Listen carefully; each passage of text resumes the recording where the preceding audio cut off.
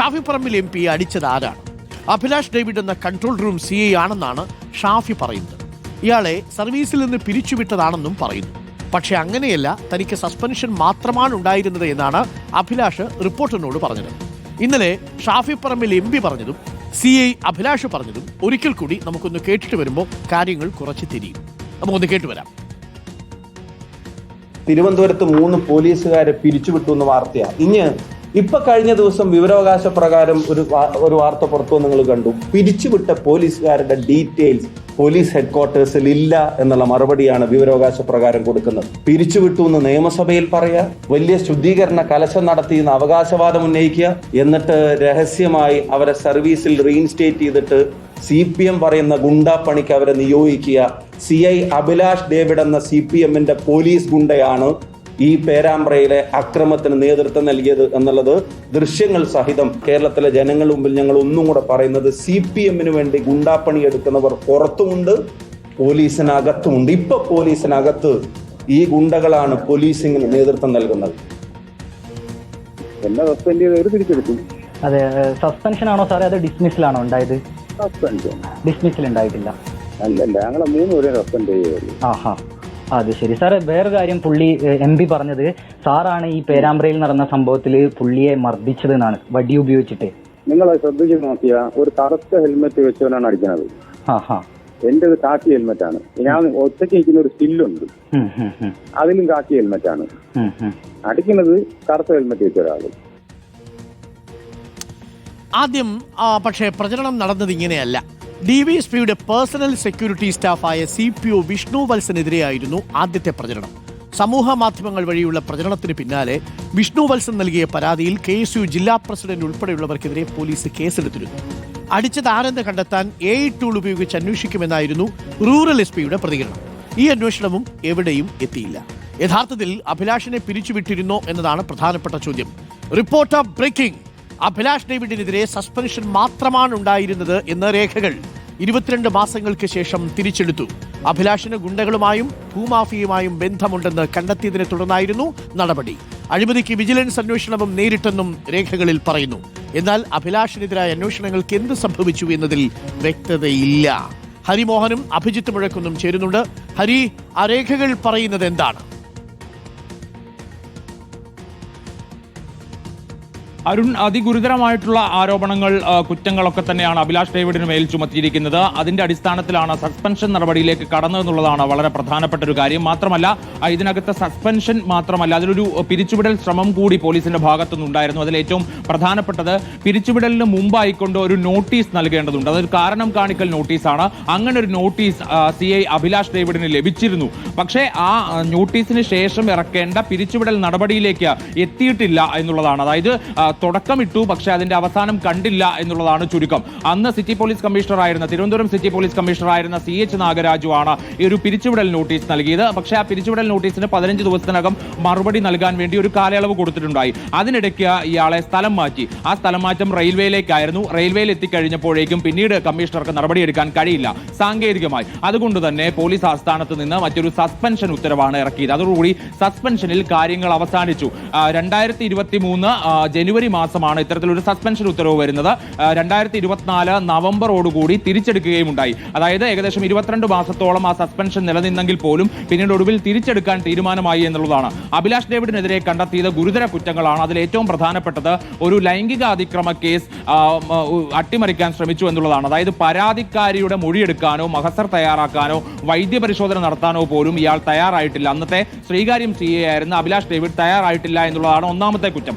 രണ്ടാമത്തേത് ഈ ഗുണ്ടാ നേതാക്കളുമായി വളരെ അടുത്ത ബന്ധമുണ്ട് എന്നുള്ളതാണ്. അത് കുപ്രസിദ്ധ ഗുണ്ടയായിട്ടുള്ള ഓംപ്രകാശ്, ഉമ്പിടി രഞ്ജിത്ത് തുടങ്ങിയവരുമായിട്ടൊക്കെ തന്നെ വളരെ വലിയ അടുത്ത ബന്ധമാണ് ഇയാൾക്കുള്ളത്. മാത്രമല്ല, ചില ഭൂമാഫിയ ഇടപാടുകൾ ഇയാളാണ് ഇടനില നിന്നുകൊണ്ട് അത്തരത്തിലുള്ള ഇടപാടുകൾക്ക് ഇടനില നിൽക്കുന്ന ഒരു പ്രവണത കൂടി ഇയാളുടെ ഭാഗത്തുനിന്നുണ്ടായിരുന്നു. അന്ന് ഈ സമയത്ത് CA ആയിരുന്ന ഇയാളോടൊപ്പം 2 DYSPമാർ കൂടി ഉണ്ടായിരുന്നു. അന്ന് ഇവരെയും സസ്പെൻഡ് ചെയ്തിരുന്നു. ഇത്തരത്തിൽ ഇടനില നിന്നുകൊണ്ട് പ്രശ്നങ്ങൾ പരിഹരിക്കുക, ഈ ഗുണ്ടാ സംഘങ്ങൾ തമ്മിൽ ഏറ്റുമുട്ടുമ്പോൾ അവരെ വിളിച്ചിരുത്തിക്കൊണ്ട് അതിനകത്ത് ഇടനില നിൽക്കുക, ഇതൊക്കെയായിരുന്നു ഇയാളുടെ രീതി. മാത്രമല്ല ഇതിനൊക്കെ തന്നെ പണവും ലഭിച്ചിരുന്നു എന്നുള്ള ആരോപണം കൂടിയുണ്ട്. ഇത്തരത്തിലുള്ള ഗുരുതരമായ കുറ്റങ്ങൾ കണ്ടതിനെ തുടർന്നാണ് ആദ്യം പിരിച്ചുവിടൽ നോട്ടീസ് കമ്മീഷണറുടെ ഭാഗത്ത് നൽകിയത്. പക്ഷേ അന്നൊരു സംരക്ഷണം എന്നുള്ള നിലയിൽ പോലീസിന്റെ ഭാഗത്തുനിന്നോ ആഭ്യന്തര വകുപ്പിന്റെ ഭാഗത്തുനിന്നോ ഒരു ഇടപെടൽ ഉണ്ടായി എന്നുള്ളതാണ് പിന്നീട് ഉണ്ടായിട്ടുള്ള സസ്പെൻഷനിലേക്ക് ചുരുക്കിക്കൊണ്ടുള്ള നടപടി കൊണ്ട് അർത്ഥമാക്കുന്നത്. ശരി ഹരി, ഇതിൽ ഏറ്റവും നിർണായകമായ കാര്യം എന്താണ് ഈ അഭിലാഷിന് സംഭവിച്ചത് എന്ന ചോദ്യത്തിന് നമ്മൾ നടത്തിയ അന്വേഷണത്തിൽ നമ്മൾ കണ്ടെത്തിയിരിക്കുന്നത് അഭിലാഷിനെ പിരിച്ചുവിട്ടിട്ടില്ല. ഷാഫി പറമ്പിൽ പറഞ്ഞതുപോലെ പൂർണ്ണമായും പിരിച്ചുവിട്ടിട്ടില്ല. പക്ഷേ ഷാഫി പറമ്പിൽ പറഞ്ഞത് അർത്ഥസത്യമാണ്. കാരണം പിരിച്ചുവിടാൻ വേണ്ടിയിട്ടുള്ളൊരു നോട്ടീസ് ഈ അഭിലാഷിന് നൽകിയിരുന്നു. ആ നോട്ടീസിന് മറുപടി അഭിലാഷ് നൽകിയെന്നാണ് നമ്മൾ മനസ്സിലാക്കുന്നത്. അതിനെ തുടർന്ന് റെയിൽവേയിലേക്ക് പിന്നെ അദ്ദേഹം മാറുന്നു. അവിടെ നിന്നും സസ്പെൻഷനിലേക്ക് പോകുന്നു. 22 മാസത്തെ സസ്പെൻഷന് ശേഷം പിന്നീട് അഡ്മിനിസ്ട്രേറ്റീവ് ട്രിബ്യൂണലിനെ സമീപിച്ചതായാണ് നമുക്ക് ലഭിക്കുന്ന വിവരം. അതിൻ്റെ വിധി പകർപ്പുകൾ നമ്മുടെ കയ്യിലില്ല, അത് പരിശോധിക്കേണ്ടതാണ്. പക്ഷേ പിരിച്ചുവിടാൻ വേണ്ടി പിരിച്ചുവിടാൻ വേണ്ടി നോട്ടീസ് നൽകിയ ഒരു ഉദ്യോഗസ്ഥനെ പിരിച്ചുവിടൽ നടപടികളിലേക്ക് കടക്കാതെ സംരക്ഷിച്ചു പിടിച്ചു നിർത്തിയത് ആരാണ് എന്നൊരു ചോദ്യം വളരെ പ്രസക്തമാണ്. അത് ഷാഫി ചോദിച്ച ചോദ്യം വളരെ പ്രസക്തമാണ്. പക്ഷേ പൂർണ്ണമായിട്ടും ഈ അഭിലാഷിനെ പിരിച്ചുവിട്ടിട്ടില്ല. പിരിച്ചുവിടാനുള്ള നോട്ടീസ് നൽകുക മാത്രമാണ് ഉണ്ടായത് എന്നതാണ് നമ്മളിപ്പോൾ കണ്ടെത്തിയിരിക്കുന്നത്. അഭിജിത്ത് കൂടി നമുക്കൊപ്പം ചേരുന്നുണ്ട്. അഭിജിത്ത്, വസ്തുത ഇതായിരിക്കെ അഭിലാഷിന് അന്ന് കിട്ടിയത് സസ്പെൻഷൻ മാത്രമാണ്. പിരിച്ചുവിടാൻ തീരുമാനമെടുക്കുന്നു, അതിൽ കാരണം കാണിക്കൽ ബോധിപ്പിക്കൽ നോട്ടീസ് നൽകണമെന്നാണ് കൊടുത്തിരുന്നത്. നോട്ടീസ് മാത്രമേ കിട്ടിയിട്ടുള്ളൂ, പിരിച്ചുവിടൽ ഉത്തരവുണ്ടായിട്ടില്ല. അതാണ് വാസ്തവം. എങ്ങനെയാണ് ആരോപണ പ്രത്യാരോപണങ്ങൾ ഈ പേരാമ്പ്ര സംഘർഷത്തിൽ കടുക്കുന്നത്? കാരണം ആദ്യം സാമൂഹ്യ മാധ്യമങ്ങളിൽ കോൺഗ്രസ് പ്രചരിപ്പിച്ചത് വിഷ്ണു എന്ന ഉദ്യോഗസ്ഥന്റെ പേരാണ്. ഇപ്പോൾ ആ വിഷ്ണു എന്ന പേര് മാറി അഭിലാഷ് എന്ന പേരിലേക്ക് എത്തുന്നു. വിഷ്ണു ആണെങ്കിൽ കൊണ്ട് കേസും കൊടുക്കുന്നു. എന്താണ് ആരോപണ പ്രത്യാരോപണങ്ങളുടെ സ്വഭാവം, അഭിജിത്ത്?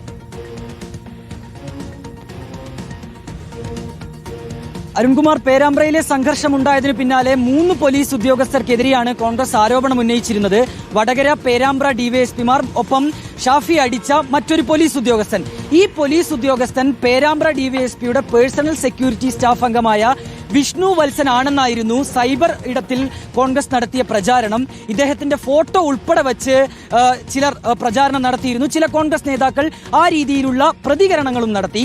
ഇതിനെതിരെ വിഷ്ണു വത്സൻ പേരാമ്പ്ര സ്റ്റേഷനിലും എലത്തൂർ പോലീസ് സ്റ്റേഷനിലും പരാതി നൽകിയിരുന്നു. ഈ പരാതിയുടെ അടിസ്ഥാനത്തിൽ KSU ജില്ലാ പ്രസിഡന്റ് ഉൾപ്പെടെയുള്ളവർക്കെതിരെ പോലീസ് കേസെടുക്കുകയും ചെയ്തിട്ടുണ്ട്. അതേസമയമാണ് ഇന്നലെ ഈ തന്നെ അടിച്ച പോലീസ് ഉദ്യോഗസ്ഥൻ വടകര കൺട്രോൾ റൂം CI ആയ അഭിലാഷ് ഡേവിഡ് ആണ് എന്ന് ഷാഫി പറമ്പിൽ ദൃശ്യങ്ങൾ ഉൾപ്പെടെ കാണിച്ചുകൊണ്ട് ആരോപണം ഉന്നയിച്ചിട്ടുള്ളത്. അതിലേതായാലും താനല്ല ഈ മർദ്ദനം നടത്തിയത് എന്നുള്ള പ്രതികരണമാണ് ഈ അഭിലാഷ് ഡേവിഡ് നടത്തുന്നത്. നമുക്ക് അക്കാര്യത്തിൽ ഒരു സ്ഥിരീകരണം വരുത്താനും നിലവിൽ സാധിക്കുന്നില്ല അരുൺകുമാർ. അതിലൊരു ദൃശ്യങ്ങളൊക്കെ ഷാഫി പറമ്പിൽ MP കാണിക്കുന്നുണ്ട്.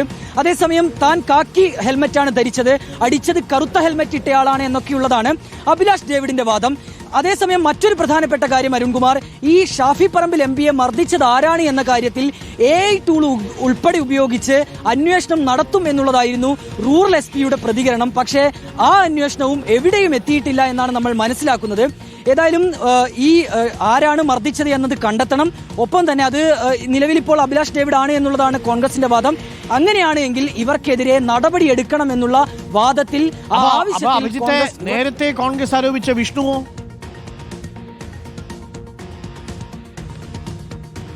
അരുൺകുമാർ, നിലവിൽ ഇപ്പോൾ വിഷ്ണുവിന്റെ പേര് എവിടെയും ഉയർന്നു കേൾക്കുന്നില്ല. ആദ്യം അദ്ദേഹത്തിന്റെ ഫോട്ടോ ഉപയോഗിച്ച്, അദ്ദേഹത്തിന്റെ ഫാമിലി ഫോട്ടോ ഉൾപ്പെടെ ഉപയോഗിച്ച് സമൂഹ മാധ്യമങ്ങളിലൊക്കെ വലിയ പ്രചാരണം നടന്നതാണ്. അദ്ദേഹമാണ് ഈ മർദ്ദനത്തിന് നേതൃത്വം നൽകിയത്, ലാത്തി ഉപയോഗിച്ച് ഷാഫി പറമ്പിൽ MPയെ മർദ്ദിച്ചത് വിഷ്ണു വത്സനാണ് എന്നുള്ളതായിരുന്നു ആരോപണം. അതിനെ തുടർന്നാണ് അദ്ദേഹം പരാതി നൽകുകയും പോലീസ് കേസെടുക്കുകയും ചെയ്തിട്ടുള്ളത്. ഏതായാലും ഷാഫി പറമ്പിൽ MPയുടെ ആരോപണത്തോടു കൂടി തന്നെ ആ വാദം ഏതായാലും നിലവിൽ അസ്തമിച്ചിട്ടുണ്ട്. അങ്ങനെ ഒരു പേര് ഏതായാലും ഇപ്പോൾ ഉയർന്നു കേൾക്കുന്നില്ല.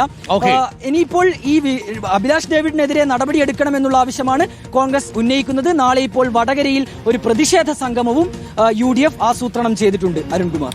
ഓക്കെ, അപ്പോൾ വിഷ്ണു നേരിട്ട സാമൂഹിക മാധ്യമങ്ങളിലെ ആക്രമണത്തിന് ആര് സമാധാനം പറയും സർ? അഭിലാഷ് ഡേവിഡിന്റെ ബാക്ക്ഗ്രൗണ്ട് അത് ഷെയ്ഡിയാണെന്ന കാര്യത്തിൽ ആർക്കും സംശയമില്ല. പക്ഷേ ആ വിഷ്ണു എന്ന് പറയുന്ന പോലീസുകാരനെ എത്ര നീചമായിട്ടാണ് സമൂഹ മാധ്യമങ്ങളിലൂടെ അധിക്ഷേപിച്ചത്. ഇപ്പോൾ വിഷ്ണുവിന്റെ പേര് ഒരു കോൺഗ്രസ് നേതാവിനും പറയണ്ട. ഇപ്പോൾ അത് അഭിലാഷിലേക്ക് എത്തി നിൽക്കുന്നു. അഭിലാഷ് ആണെങ്കിൽ സസ്പെൻഷനിൽ പോയ ആളാണ്, അയാളെ പിരിച്ചു വിട്ടിട്ടില്ല. അതിനുള്ള കാരണം കാണിക്കൽ നോട്ടീസ് മാത്രമേ കൊടുത്തിട്ടുള്ളൂ. അതാണ് വാസ്തവം. വാസ്തവം ഇതായിരിക്കെ വിഷ്ണുവിന്റെ പേരിൽ എന്തിനാണ് ഈ അസത്യ പ്രചരണം നടത്തിയത്? ആ ചെറുപ്പക്കാരന് ഒരു കുടുംബമില്ലേ? ആ വീട്ടുകാർ എത്രമാത്രം ടെൻഷൻ അടിച്ചിട്ടുണ്ടാവും? ഞാൻ പറയുന്ന ഒരു പോലീസ് ഉദ്യോഗസ്ഥൻ എന്ന നിലയിൽ കാര്യങ്ങൾ ബോധ്യപ്പെടാതെ ഒരു രാഷ്ട്രീയ പാർട്ടിയും ഉത്തരവാദിത്വത്തോടെ ഇത് ചെയ്യരുത്. അങ്ങനെ ചെയ്തു കഴിഞ്ഞാലുള്ള കുഴപ്പം എന്തെന്ന് വെച്ചാൽ ഇപ്പോൾ അത് കേസിൽപ്പെട്ടു, നേതാക്കൾക്കെതിരെ കേസൊക്കെ വരുന്നുണ്ട്. കേസ് ആ വഴിക്ക് പോകുമായിരിക്കും, പക്ഷേ ആ കുടുംബത്തിൽ ഏൽപ്പിക്കുന്ന ആഘാതം ഒരു സാധാരണ CPO ആണെന്നേ ഈ വിഷ്ണു എന്ന് പറയുന്ന ഉദ്യോഗസ്ഥൻ. അയാൾ വല്ലാത്ത വിഷമം അനുഭവിച്ചു ആ സമയങ്ങളിലെല്ലാം. അത്ര വലിയ ഒരു പ്രചരണമാണ് ഉണ്ടായത്. ഇപ്പോൾ വിഷ്ണുവല്ല മർദ്ദിച്ചത്, അഭിലാഷാണെന്ന് പറയുന്നു. അപ്പോൾ പിന്നെ നേരത്തെ അങ്ങനെ ഒരു പ്രചരണം നടത്തിയത് എന്തിനാണ്? അപ്പോൾ ശരിക്കും ആരാണ്?